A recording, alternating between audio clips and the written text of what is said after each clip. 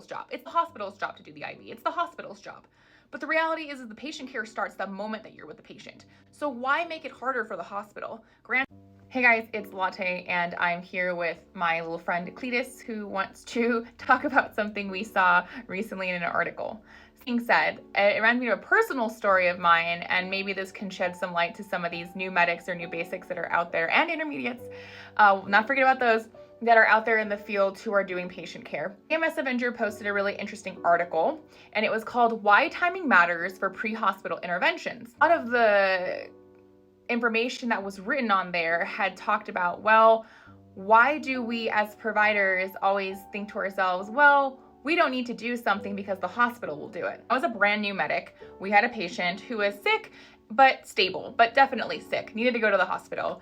And we had started saline bolus, we had turned, and we had a 20-minute transport time. And so we got to the hospital, and after everything was settled, the fluid challenge didn't really seem to help the patient.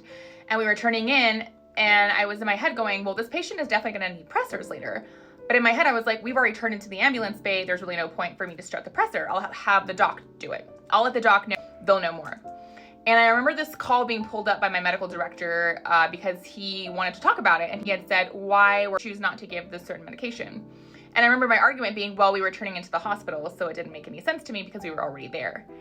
And he said to me point blank, that is not a good reason to not give a medication.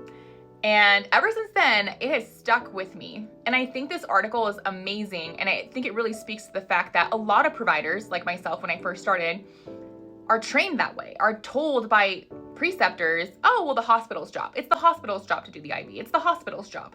But the reality is the patient care starts the moment that you're with the patient. So why make it harder for the hospital? Granted, we don't have to do all the fancy things and go above and beyond and do blood draws if our agencies don't allow for that, right? But my thing is I thought in my head, oh, the best thing to do was let the hospital start it. When in reality it was, you start it, get those pressors going, help bring that pressure up. So while they're waiting and getting settled and they're doing labs and they have to order the medication and then they have to make the bag and hang the bag, right? It's already ready to go technically. And levo works pretty quickly. So I would have probably helped bring that patient's pressure up a little faster. And to me, that was a lesson learned. And I think that this article 100% should be shared and it should be read. So if you are a clinical provider in EMS, please read this article and really think deeply about how you practice medicine, because the truth is the medicine starts with us. It's not starting just at the hospital.